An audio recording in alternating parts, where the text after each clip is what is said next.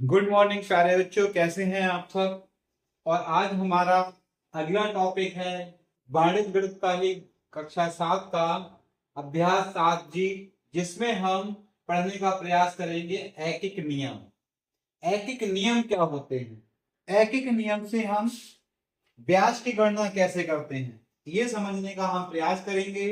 तो आज का हमारा पहला सवाल लिखा है, 500 रुपए का 10% वार्षिक ब्याज की दर से 2 वर्ष का चक्रवृद्धि ब्याज ज्ञात कीजिए। ठीक है, तो हम इसको करने करने का प्रयास करते हैं। देखेंगे, लिखा है 500 रुपए का 10% वार्षिक ब्याज की दर से। ठीक है, पहली लाइन लिखेंगे 100 रुपए का ब्याज बराबर 10 रुपए। क्योंकि 10 रुपए क्यों, ये रेट दे रखा है। दर कितनी दे रखी है, दर दे रखी है 10%। ठीक है, तो 10% के हिसाब से ब्याज हमारा कितना हो गया, ब्याज हमारा हो गया 10 रुपए। ठीक है, ब्याज हमारा हो गया 10 रुपए। अब हम यहां लिखेंगे अगली लाइन में 1 रुपए का ब्याज बराबर 10/100, यानी कि 1/10 रुपए। एक जीरो से एक जीरो कट गया। यहां तक बात समझ में आई होगी, यहां तक बात समझ में आई होगी। यही हमारा क्या है, ऐकिक नियम है। ठीक है, अब हम क्या करते हैं, अब हम अगला वाला देखते हैं। अब हम 1 रुपए का मिश्र धन बराबर 1+1/10, यानी कि 11/10 रुपए। यही तो 1 रुपए का मिश्रण आया होगा। 1+1 यानी कि 11/10 रुपए, 1 रुपए का मिश्रण आया। अब कितने वर्ष का निकलवा रहा है, 2 वर्ष का। तो हम देखते हैं 1 रुपए का 2 वर्ष का मिश्र धन बराबर 11/10 की होल पावर 2 रुपए। अब कितने रुपए मूलधन है, मूलधन है 500। तो हम निकालेंगे 500 रुपए का 2 वर्ष का मिश्र धन बराबर 500 गुणा 11/10 गुणा 11/10। भाग 2 थी इसलिए ये 2 बार लिखा। 2 जीरो से 2 जीरो कैंसिल हो गए। फाइनली आया 5 गुणा 121। जब हमने इसको हल किया तो हम लेके आए यहाँ 5 और 12×5, 5 एकम 5×10, 605 रुपए। अब ब्याज बराबर चक्रवृद्धि ब्याज बराबर होता है मिश्र धन माइनस मूलधन। तो मिश्रधन कितना था हमारा, मिश्रधन निकल के आया 605 माइनस 500, और ये हमारा उत्तर आया 105 रुपए। इस सवाल का आंसर हमारा बन गया 105 रुपए। तो इस तरीके से हम क्या करेंगे, इस सवाल को हल कर लेंगे। ठीक है, अगला सवाल हम दूसरा करेंगे।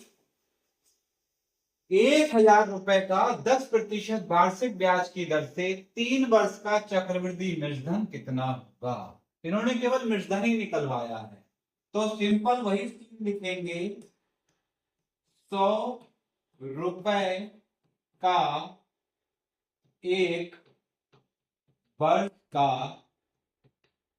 ब्याज बराबर 10 रुपए। ठीक है, 100 रुपए का 1 वर्ष का ब्याज बराबर 10 रुपए। अब 1 रुपए का 1 वर्ष का ब्याज बराबर 10/100 यानी कि 1/10 रुपए। अब 1 रुपए का 1 वर्ष का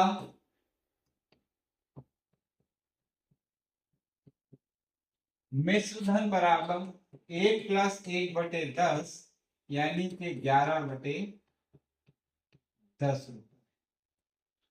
ठीक है, अब लिखेंगे 1 रुपए का कितने वर्ष का निकाल रहा है? 3 वर्ष।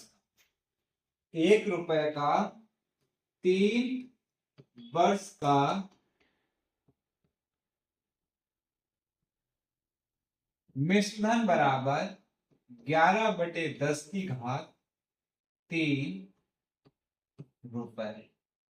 अब कितने रुपए का निकाल रहा है? 1000 रुपए। 1000 रुपए का 3 वर्ष का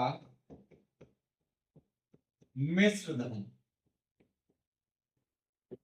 बराबर 1000 गुणा 11/10 11/10 1 2 3 1 2 3 3 जीरो से 3 जीरो खत्म हो गए। फाइनली हमारा आया 11 × 11 × 11।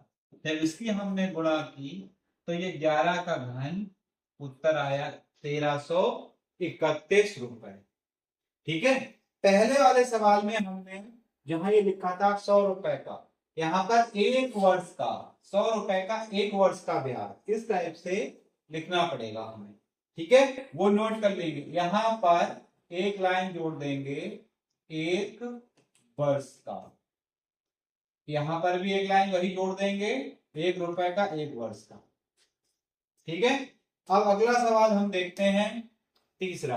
3000 रुपए का 10% वार्षिक ब्याज की दर से 3 वर्ष का चक्रवृद्धि मूलधन और चक्रवृद्धि ब्याज ज्ञात कीजिए। तो वही चीज लिखेंगे फिर से अगेन एंड अगेन। 100 रुपए का 1 वर्ष का ब्याज बराबर 10 रुपए। 100 रुपए का 1 वर्ष का ब्याज बराबर 10 रुपए। ये यहां पर थोड़ी लाइट का फोकस पड़ रहा है, ये शायद नहीं दिख रहा होगा, लेकिन फिर भी मैं बोल दे रहा हूं 10 रुपए। अब 100 रुपए का 100 रुपए नहीं 1 रुपए 1 रुपए का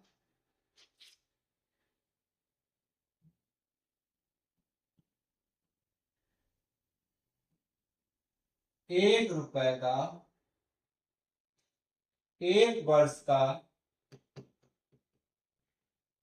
ब्याज बराबर 10/100 यानी कि 1/10 रुपए। अब 1 रुपए का 1 वर्ष का मिश्र धन बराबर 1+1/10 यानी कि 11/10 रुपए। इसी तरीके से हम निकालेंगे 1 रुपए का 1 वर्ष का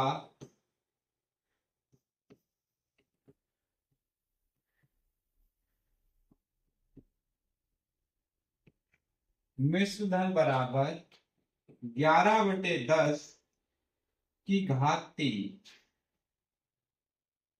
अब रुपए कितने दे रखा है इसमें? 3 वर्ष का, तो यहां 3 लिख देंगे। 3000 रुपए का, अब कितने रुपए का निकालना है? 3000 रुपए का 3 वर्ष का मिश्र धन बराबर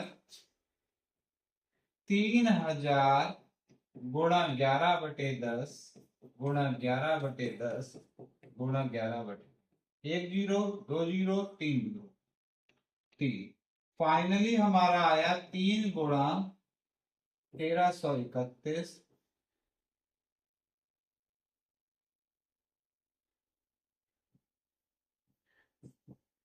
तो ये आ गया हमारा 3993। 3 एकम 3 3 9 3 3 9 ये चक्रवृद्धि मिश्रण आ गया। अब ब्याज हमारा कितना आया? ब्याज हमारा आया चक्रवृद्धि ब्याज बराबर वही चीज मिश्रधन माइनस मूलधन। तो मिश्रधन कितना था? 3993 माइनस 3000, तो 993 क्या आया? ब्याज आया इस सवाल का। ठीक है, स्क्रीनशॉट ले लेंगे और आगे समझेंगे। ये चीज नहीं दिख रही है थोड़ी सी, इसको मैं ब्लैक कलर से लिख दे रहा हूं दोबारा से, ताकि ये दिखने में रहे सही। ये लिखा है 10 रुपए। क्या लिखा है? 10 रुपए। ठीक है, अब थोड़ा सही लग रहा है, वहां लाइट पड़ रही है, अगले वाले नहीं दिखेंगे। अगला सवाल, नसीम ने 5000 रुपए अपने समीप के ग्रामीण बैंक में सावधि जमा योजना में 3 वर्ष के लिए 10% वार्षिक ब्याज पे जमा किया है। 3 वर्ष पश्चात उसे कितना रुपया प्राप्त होगा? ठीक है, तो वही चीज लिखेंगे। 100 रुपए का 1 वर्ष का ब्याज बराबर 10 रुपया। कितना हुआ? 1 वर्ष का ब्याज 100 रुपए पे, जो 10% दे रहा है वही 10 रुपए। अब 1 रुपए का 1 वर्ष का ब्याज बराबर 10/100, यानी कि 1/10 रुपए। 1 0 से 1 0 घट गया। अब 1 रुपए का 1 वर्ष का मिश्र धन, ये 3 लाइनें आपको प्रत्येक सवाल में लिखनी है। 11/10 रुपए। ठीक है, अब कितने साल के लिए ले रहा है? 1 रुपए का कितने वर्ष के लिए? 3 वर्ष। कितने वर्ष? 3 वर्ष। तो 3 वर्ष का मिश्र धन बराबर 11/10 की घात 3 रुपए। ठीक है, अब कितने रुपए हैं? 5000 रुपए। 5000 रुपए का 3 वर्ष का मिश्र धन बराबर 5000 गुणा 11/10 गुणा 11/10 गुणा 11/10। 1 0 2 0 3 0 1 0 2 0 3 0। फाइनली आया 5 गुणा 11 के 3 बार गुणा 1331। 5 एकम 5 3 15 के 5, ये गलत हो गया। 5 3 15 के 5, हासिल 1, 5 3 15 1 16 के 6, हासिल 1, 5 एकम 5 और 1 6, 6655। ठीक है, ये क्या आया? 3 वर्ष ब्याज की दर पर जमा किया। 3 वर्ष पश्चात उसे बैंक से कितने रुपए प्राप्त होंगे? कितने रुपए प्राप्त होंगे? उसे 6655 रुपए प्राप्त होंगे। स्क्रीनशॉट बना लेंगे इसका, और हम इसी के साथ अगले सवाल की ओर बढ़ते हैं। सवाल नंबर 5, हेमलता ने 2500 रुपए डाकघर बचत खाते में जमा किया। 2 वर्ष बाद उसे कुल कितना रुपया मिला? यदि ब्याज दर 4% वार्षिक हो।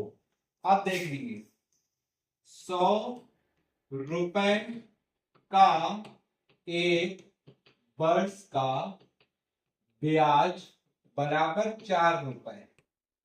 ये 4 रुपए क्यों लिखा? हर बार में 10 लिख रहे थे, ये परसेंट दे रखी थी हमें दर। जितने परसेंट की दर दे रखी होगी उतना ही परसेंट हम लिखेंगे, परसेंट हटा के उतना ही रुपया हो जाएगा। तो 1 रुपया का, 1 रुपए का एक वर्ष का ब्याज बराबर 4/100 रुपए। अगर इसको और हल करेंगे तो लिख देंगे 1/25 रुपए। 4 एकम 4, 4 25 100।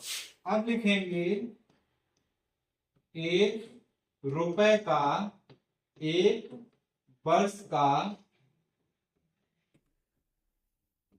मिश्र धन बराबर 1+1/25, कुल मिला के आया 26/25 रुपए।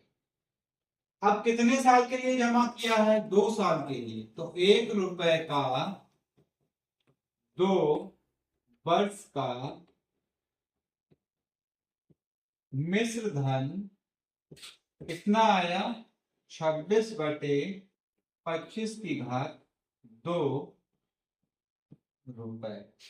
ठीक है। अब कितना रुपया जमा किया है?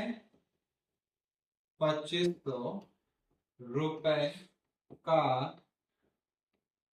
2 वर्ष का